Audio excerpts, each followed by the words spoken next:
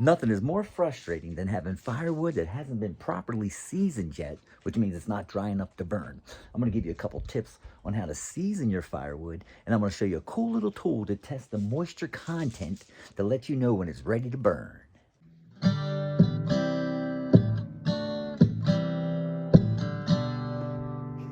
Here's a couple tips on how to season your firewood properly. First, you got to split it. The more you split it, the quicker it will dry. You really want to stack it properly. You want to stack it in a way that air can circulate all around it. I like to put mine on pallets to get the air underneath there. Also, if you can, put it in a sunny area and cover the top with the tarp. You can see I have it underneath this right here.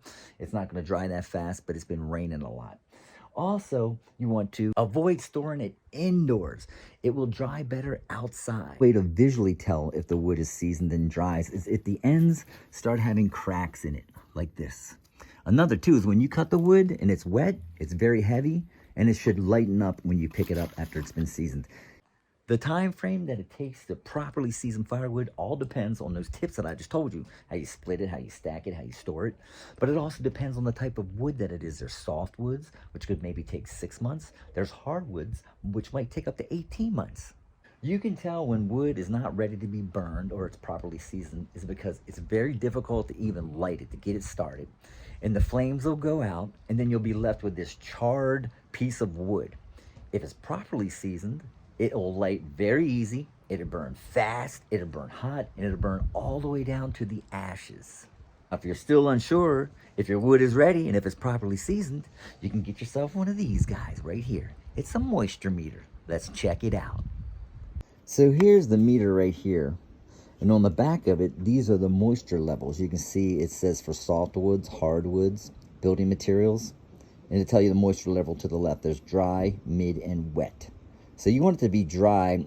I have a hardwood, so we want it between 5% and 11.9%. So here's how you use this meter. So I took the top off. It has these 2 prongs, okay? And it says when you use these prongs, you don't go directly parallel in the grain like this. You want to go cross grain and do it about 5 centimeters from the cut edge. So I'm going to go right here. I'm going to turn it on. Very simple. And there's different modes. It's already set for hardwood. And we're going to put it in here. And we'll see what we get, 11.4. And I can hold that. We got it. Now let's look at what that is compared for hardwood, 11.3. What I like about this meter, it has the measurements in the back. So if I look there at hardwood right in the middle, for dry, it should be between 5% and 11.9. So this wood I bought from a guy. Here's some wood that I split from a tree on our property that the branches are on the ground. Let's take one of those logs and see what it says. Here's all the wood I bought from that guy. And this is the reason I bought this, because that's almost close to mid if you saw it before what it was reading. And it was burning a little wet for me. But let's test it on the wood that I cut that was laying down over there. There's some branches on the ground. So just turn it on. Let me put my knee on here and hold this stable. Get it to the edge. Cross grain.